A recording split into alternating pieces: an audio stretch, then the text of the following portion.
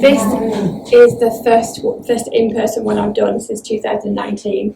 And Sally always gives me a really good intro, so I'd make a good one then.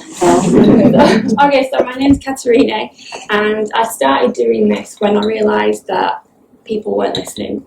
So I kind of started thinking, well, what can I do with my life? What can I show other people? So here is a 67 slide reason why I do this. Okay, so why bipolar with a stoma? So basically I have bipolar disorder and I also have a stoma, or otherwise known as an ileostomy, otherwise known as Wilhelmina. I gave it a name. Does everyone know what stoma is? Yeah, so I poo in a bag for those who don't. So the point is, I always view mental health and physical health as the same thing. I know people would disagree with that, but I'm going to explain why. So, who am I? This is 7-year-old me. I had a lot more hair then, and I was a daughter, I was a sister, and I was a friend. But most important of all, I was a human being. So, let's set the scene. Is anybody in their 40s, in the 90s, like not 40s in the 90s, but yeah. So, everybody will know about popular culture in the 90s. Now, popular culture for normal people in my school was Peter Andre. Hands up who likes Peter Andre. Not a one, I'll take that. Take that. Anybody? Yeah, okay.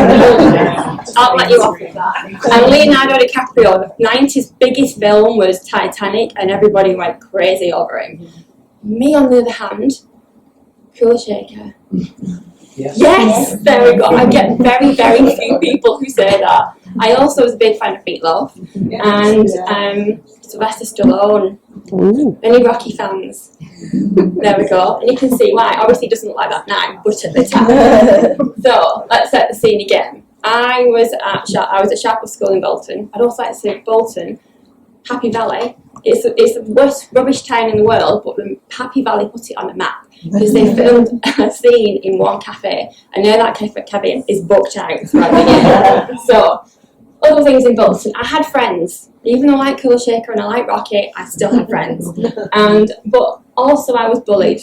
Now, I was bullied for being a swot. I was bullied for being really rubbish at hockey and sport. And I was also rubbish because I didn't have the same fashion as the rest of my friends. So, my friends all wanted to do regular jobs that I would think. So, and you'll see why. They wanted to be lawyers, they wanted to be teachers, they wanted to be doctors, and I was like, that is great, that's good for you. I wanted to be a gurner. Now, obviously that's not me, because I don't have that much talent. However, I would practice everywhere. And I'm talking, like, you know, in Tesco, when they've got the meat department, and they've got a little mirror at the top, I practiced there as well, much to my mum's dismay. And then a dinner lady at primary school said, you can't be a gurner, you've got too many teeth. So, well, that was that then. That was my gurning days over. So I decided to become a writer. Now, when I was 11, I wrote my first book, The College Fears, and it was about a girl who was depressed, and she had an eating disorder, and she was extremely unhappy. And I finished that, and then I wrote my second novel, which was The Waste of a Person. Now, this girl, the star of the show, was at university, and she had this crippling depression, and she tried to kill herself 13 times within 6 years. So, at the time, I didn't realise what I was writing. I didn't know why I was writing, and I was very passionate about those books and the issues that were in them. What I didn't realise until later was that my emotional stories were because of my own depression. I didn't realise I was depressed. I thought that everything I was going through when I was younger was normal because of this. So this is my family. This is my granddad, my head at the bottom, my mum, my little brother, my dad, my auntie, and my grandma on the end. Now, does anybody remember the time when cameras didn't have any kind of, you couldn't do a selfie? So what you had to do is you had to put it on the actual fence, in this case, run over, and then hope for the best, hope the picture is there. So that's one of those pictures. That's probably why half of my head is cut off. But in my family, things like bedroom inspections were done. So my dad would come home and we'd say hi, and he'd say, upstairs, bedroom inspection, 10 minutes. So he would check everything. He would check that the corners of the bedroom were sorted, the bin was emptied, your bookshelves were not dirty, anything that was wrong with your room, if you had a little bit of rubbish in your bed, it would be poured over your bed. You checked your nails to make sure that they weren't long. Even at the age of 40, I can't have long nails because economy is slow. So that was that kind of thing. But also there was things like achieving. You had to achieve. There was no such thing as second best. Only thing is, I wasn't the brainiest back in the toolbox. But the only thing I wanted was to go to university. I wanted to fly the nest. So that's me too, yay. And I knew I was never going to be good enough. I knew I was never going to be good enough at all. So the thing I wanted most was to leave home. And I wanted to go to university. So I did. I got the grades and I went. And that was where I met Sally at York St John in York. And I thought things would be different because I was away from my family, because I was away from the friends that I had. I thought I could create a new life for myself. I could be who I wanted to be. But those are 3 sets of friends that I had. And I discovered very, very quickly that all around the world, certain sets of people are all the same. And I was never included. I was never viewed as normal. I was always a bit weird. So, for example, one of my housemates, they actually don't know that I do this because we're not friends on Facebook. So I can show this. So basically I go home to Bolton every couple of weekends, and once I got back to York, I went to my bedroom and all of my clothes had disappeared out of my wardrobe. All of them had disappeared. What they'd actually done was take my clothes and replace them with theirs, which was nothing that I would wear. I would not wear anything that they had. I was a jeans and jumper girl, still am. And the main reason was because they wanted me to look more up to date. They said that if I didn't dress accordingly, if I didn't get into the folds of normality, I'd never find a boyfriend.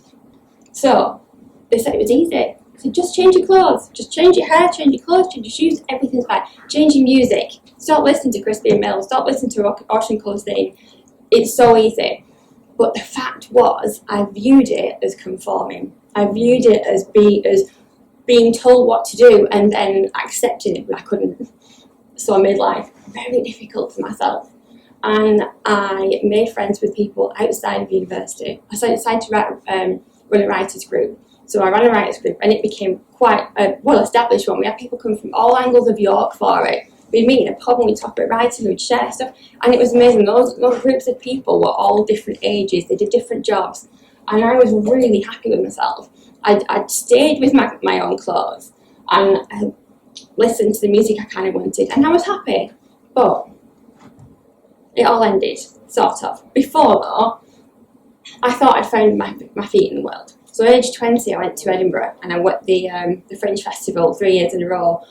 You're nodding. Have you done it? Yeah. This was great. Yeah, it's the best experience. And there I was accepted. There I was viewed as normal. I was exciting. I was referred to as a writer. And I absolutely loved it. I really loved it. I actually thought I'd fitted into the world. But then things got weird. So in my 3rd year of university, I went back after I'd done the Edinburgh Fringe Festival. And I started to feel depressed. But I didn't know it was depression. I just felt sad. And it got worse. And I wake up each morning going, I don't want to be here, I don't know what I'm doing. And I had no confidence, and I had low self-esteem, and I couldn't eat, sometimes I wouldn't be able to speak. And then I started hearing voices, and I started seeing shapes and colours that weren't actually there. And then things got a little bit worse when mania made itself known. Mania is the weirdest feeling.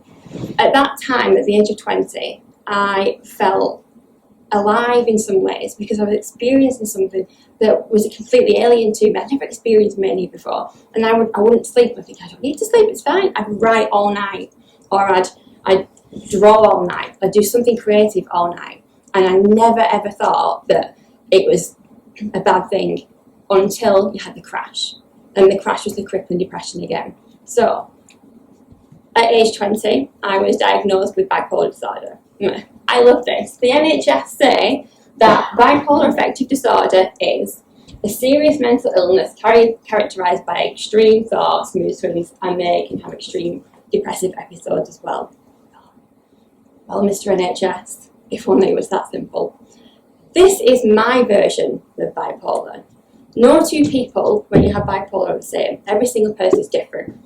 So you can do that definition. You can say everyone has happy and everyone has sad. And you can say it's extreme to make it worse. However, my version is this. So I'm going to pick a couple of them. And so the biggest one for me is obsessing over music. I'll hear something on the radio and I go, oh, what's that? And then I'll get obsessed with it. So then I download every single album that person's ever done. I'll create a playlist on my iPod. You've got my iPod there. It's full of country music. It's full of Panic at the Disco. Everything that you can possibly imagine goes on the iPod. And I cannot not listen to it. I absolutely 100% all day need to listen to that song. And I will listen to the same song for hours. Or I will wait on the radio to listen to that one song to come on. And if anybody comes in the office, if anybody comes in the room and they talk to me while that song is on, we're no longer friends because it's really important to me. So, crippling depression again, smelling smells. So I can walk into a room and I can smell something that's not there. And usually that's a sign that I'm kind of going down. Things like loss of appetite, tasting things, like some form of food will be in my mouth and I think, I can't eat that, that's weird. Or anger and rage, that's a new one for me, that's very recent. So I'll suddenly feel angry about something. And somebody will ask me a silly question and I'll get angry with them. And instead of being like a normal cat, would be like, okay, that's fine, I'll answer that question. Sometimes it's so ridiculous that I go off on one. And it's actually not my character, it's not normal, it's the bipolar. Confusion in speaking. I'm quite surprised today that I can manage this. Sometimes I have days where words will not come out, or the right words won't come out, or I'll say a sentence and then stop in the middle for a good 5 seconds trying to think what I was supposed to say. Another one, seeing objects and shapes move. In lockdown I had an episode and I was in my bedroom and I was writing away like I normally do, and the set of drawers started to move across the room. And I thought, well, that's weird. They don't normally move. So I knew something was wrong. So the truth is, like I said, the NHS definition can tell you anything. It can tell you anything like that, because sometimes it's not true. The most important thing is to remember that every single person is different. Every bipolar episode is different. So 21 years old, I had not got a grip on my bipolar. I didn't know what to do with it. I had no idea how to cope with it. And I ended up in the psychiatric ward. Now, when you walk through the doors of a psychiatric ward, it's a different world. You are put into an environment where you have never experienced anything before. It's like, I've never been to prison, but if in a psychiatric ward, it feels like a prison because you've done nothing wrong. Even like it's a prison, but you've done nothing wrong. So, just a few things. When you're admitted, you are no longer those things. So I was no longer a sister or a friend or a daughter. I was nothing. I was not a student. I was not a shop assistant. I was not an administrator. What I was a mentally ill inpatient. That's what I was. I might as well have no name. I might as well have been given a number because that's how it would make me feel.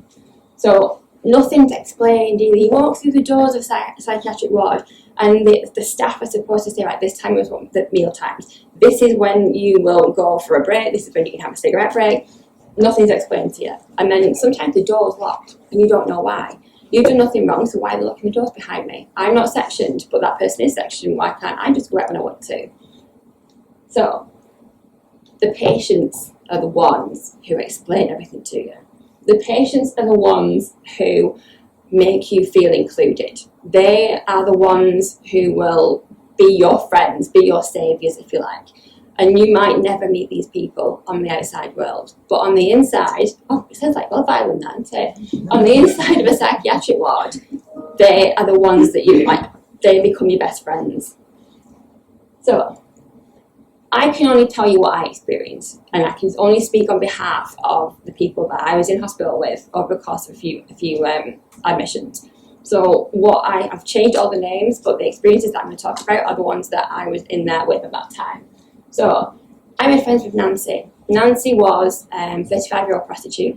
She had 4 children. She was raped, and she was also a heroin addict. So her children were taken off her, and we might never have crossed paths. And we would never have crossed paths, I know we wouldn't. But at that time, she was a really good friend. And she didn't wash. She had no teeth. She definitely didn't brush them. But every morning when I got up, she would give me a hug. And she would say, "Have you slept, Kat?" And that was an act of kindness that I wasn't getting at that time. That was something that I actually needed. Justin, oh, I love Justin. He was schizophrenic and he was on a methadone program. And there was something about Justin. He was a really nice guy. And we were at the same age. So one morning I got up and I couldn't breathe. I couldn't move. I got dressed and I went down to the kitchen and I was really disorientated. I didn't know what was going on. I had anxiety that I'd never had before. And Justin kind of walked past and he said, hi Kat, are you all right? And I just looked at him. I just looked at him because I couldn't speak. So he came over and he gave me a massive hug. And then another patient went to get a member of staff. The member of staff came over and he stood in front of me and he said, what's wrong? And I couldn't speak, so I was going to tell him. And he said, well, I can't help you if you don't speak. And I was crying, I couldn't speak. So he said, well, if you're not telling me, go to your room and stop crying in the kitchen. And I still couldn't move. So Justin sat down next to me and he took a roll-up fan. Like every cigarette break he was there, 5 cigarettes a time. And he sat there and he rolled every single cigarette that was smoked that day in front of me. And he talked about his girlfriend. And he told me that when he got out of hospital, he was going to change. And he was going to change because I had a job and he wanted to be like me. He wanted to be self-sufficient and he wanted to make a life for himself. And I've never forgotten that. Wayne. So Wayne breaks my heart. Wayne was same age as me, so we were about 29 at the time. And he had the sweetest demeanour. He was lovely. And we would have cups of tea together on the ward. And he had really bad, he had crippling depression, awful. He couldn't function. So he was admitted.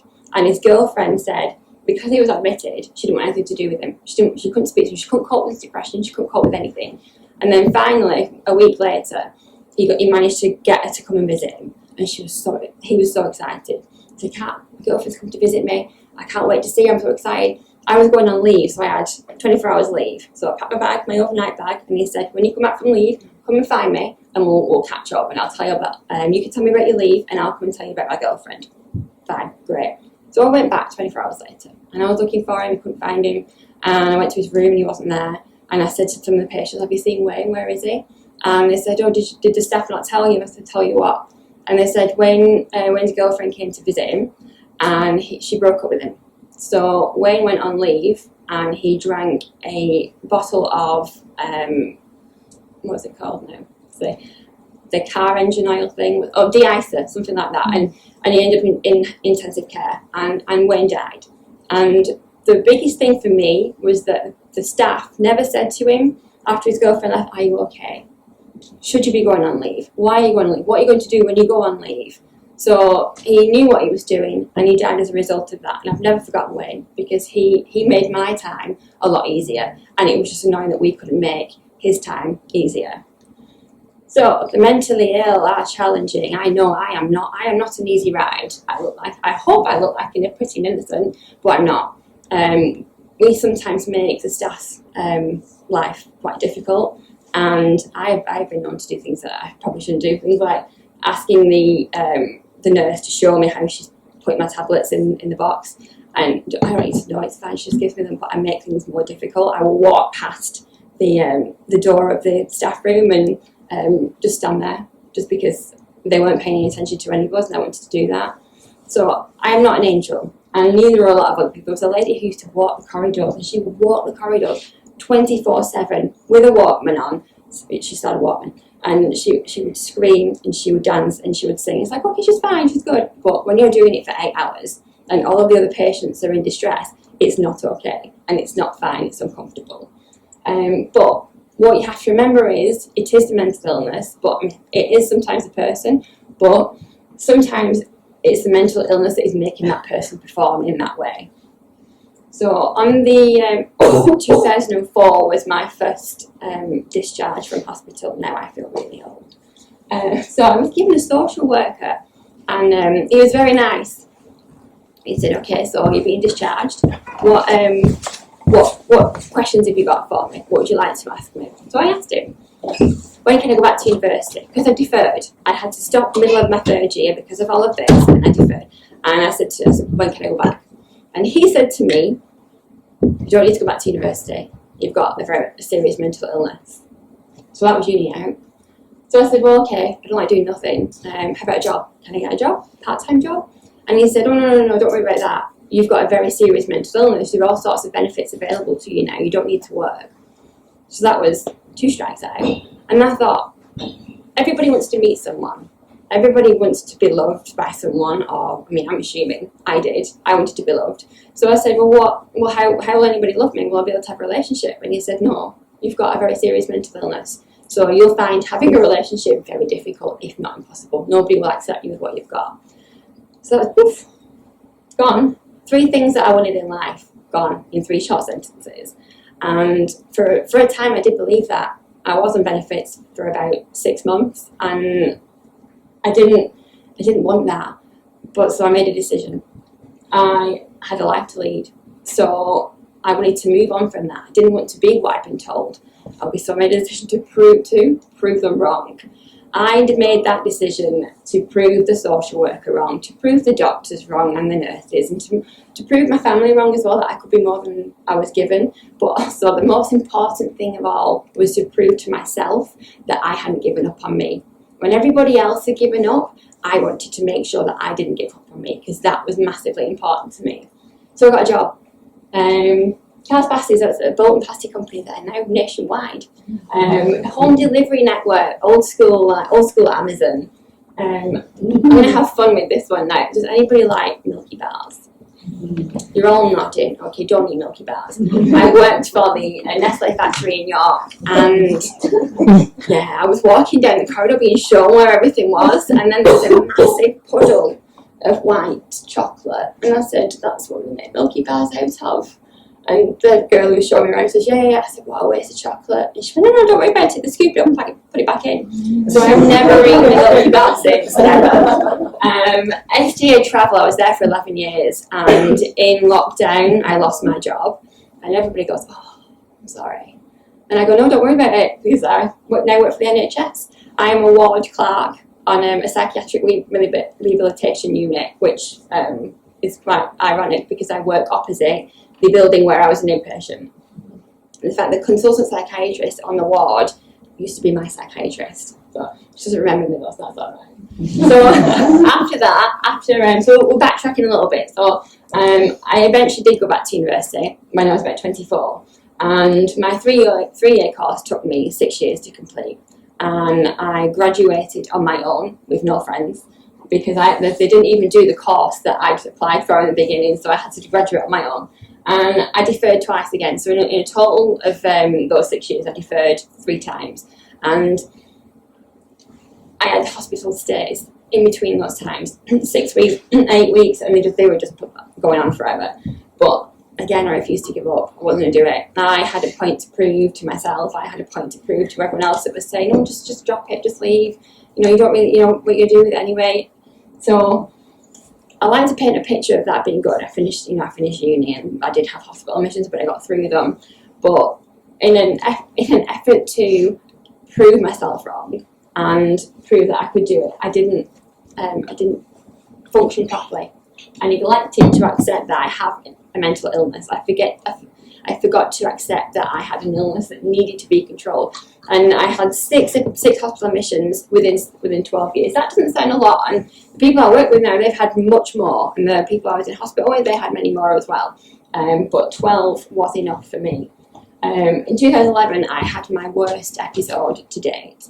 I believe that I could save the world. So much so that when I was in hospital, I wrote an 8-page plan of how I was going to save the world. I had it all covered. I was going to scrap the fees of university. I was going to reintroduce the prison system. Education was all there. I booked a ticket to go and meet David Cameron. I didn't get there, but because I was advised that if I tried to leave, I would be sectioned. So some part of me, even though I would say 99% of me was gone. They call it 3 sheets to the wind. That was the case. I was 3 sheets to the wind, but there was 1% of me that said, if you get sectioned and it's on a section 3, it's going to make life even more difficult than it already is. So my favourite psychiatrist, Dr. Miller, he said to me, with this plan in his hand, I gave him this plan, this 8-page plan, and he's like, okay, put that to the side. What happens if this is not possible? What happens if you're just poorly, if you're just ill, if it's just your bipolar disorder? And I said to him, can I have a lobotomy? And he said, no. And he said, they've not been done for a very long time. What happens if you die? And I said, well, you'll know not to do it again then, won't you? And he said, what are we going to do about this? And I said, well, this is no way for a person to live. I don't want to live like this. I don't want to have bipolar. And he said to me with words that I have never forgotten, Katerini, I will get you the life you want and the life you deserve. Now, at the time, I thought, well, that's nice, like, but my 8-page plan is what I want right now. It was only later that I realised what he was saying was actually true. And he said, you have to gain control of your illness, Kat, so that it doesn't gain control of you. And at that time, that's exactly what it was doing. It was getting control. I wasn't disputing it. I wasn't taking my meds properly. I wasn't living my lifestyle properly. I was going against the grain, if you like. So he said to me, I'm going to get you a care coordinator. And I said, oh, no, not one of them. And we don't really get along, me and care coordinators. And he said, I'll find you a good one. So I said, all right, you better add, because otherwise it's not going to work. So let's introduce you to care coordinator 1 and 2. So care coordinator 1 and 2 said, number one said, he treated me as an illness. So when he met me, I wasn't Katerini. I wasn't 20-something. I wasn't a student. I was a mentally ill patient that needed to be sent to a drama club and told to walk like a gorilla and pretend to be a tree. Now, I appreciate that sometimes people like doing that. It wasn't for me. If you put me in a football pitch, it would have been the same thing. I don't like football either. So that wasn't the best thing in the world. Care coordinator number 2, she's my favourite. She asked me what was important to me. She had this piece of paper and she was writing things down, doing an assessment. And she said, what's important for you?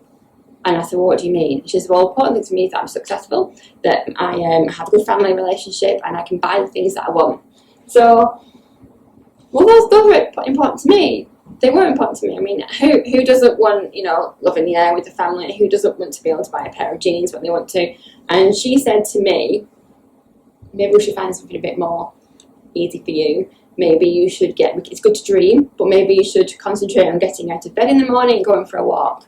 I thought, well, I've got out of bed quite easily, and I've come for a walk to you, so that's one thing done. Why can't I have all of those things? The worst part of it was being the same age and being told in front of you by somebody who's the same age as you, you can't have what I have because of what you've got, is heartbreaking. This wasn't for me. So I didn't want to be put in a box. I didn't want to be a gorilla or a tree. I wanted to have the chance to have things in life. I've done it before. I'd had jobs. I'd been able to buy the things I wanted. And I wanted to make my family proud of me for doing those things. And I knew if I did those things, I would be proud of me as well.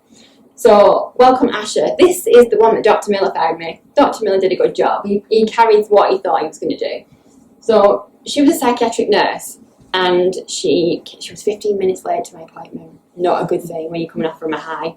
And I walked into the message 15 minutes late.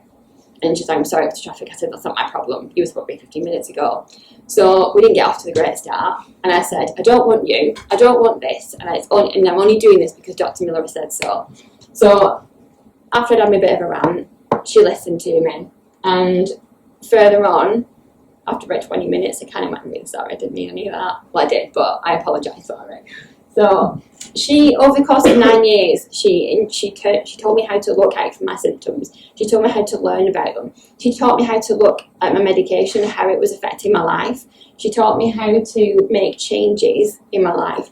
But the one thing she never ever did, she never told me to change me. She always said that I could stay who I was, what I was. I just had to look after myself. So since 2011, because of Asher, I have been hospital free. I will admit, I had home-based treatment back in 2020 because she retired. Damn it, she retired, what's she thinking? But yeah, I have been hospital free. That last episode was the one that I said, no more. I can't do it anymore. And my mum said to me, you can't do this anymore. That is the last one you've done. Now, that was the worst one. You've got to get control. So Asher helped me do that. So we'll put Dr. Miller and Asher in the pan. Because they are the ingredients that made me have the control that I actually have. Now, I was always told that you have to make changes and you have to evaluate your brain every day. How are you feeling? What emotions they are. And I used to go, I'm not doing that. That's ridiculous. I just want to live my life. But when you're bipolar, you have to do those things. So I made some changes, and I get a regular sleep routine. Sleep is very, very important. The first thing to go when I'm having an episode is sleep. If I'm staying up beyond the time that I should be, there's something wrong and I have to monitor what's going on. I have a very good sleep routine. I do the same thing. So I'll watch Love Island, I apologise, and then I will read something for 15 minutes, and then I will turn the light out and go to sleep. That usually works. If it doesn't, we've got a problem. So no computer after 9 p.m. I do use a tablet or my phone, but because it's not got a keyboard, we don't use a computer. No alcohol, that's lemonade in the picture. I've not had alcohol since I was 26, I think.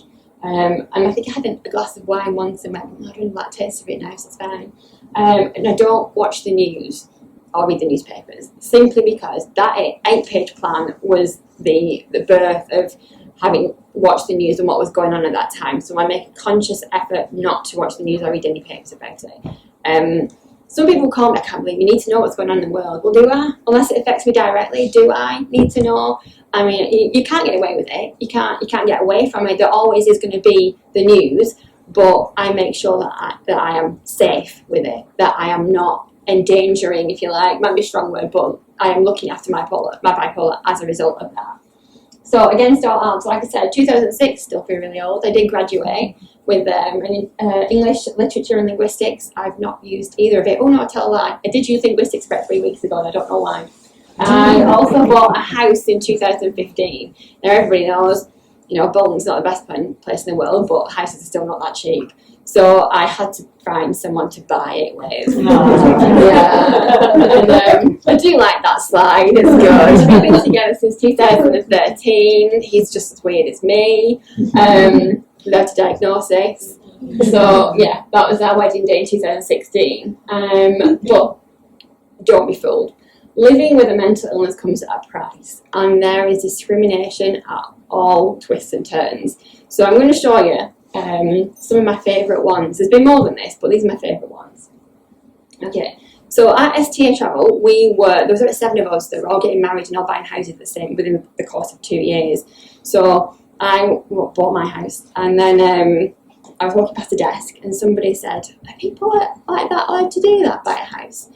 And then she said, "Well," somebody said to her, "What are you on about?" "She's got that bipolar thing, can she still buy a house?" So that was nice. Next one, I've never seen a mentally ill person before. So same office, same place. I would walk, there was a girl that used to walk past my desk every day, and she would stare at me. And I was like, what is she staring at? Why? So I eventually asked somebody on the team, "You're going to ask Sarah why she's staring at me?" She said, "Because she's never seen a mentally ill person before." And I thought, what does that look like?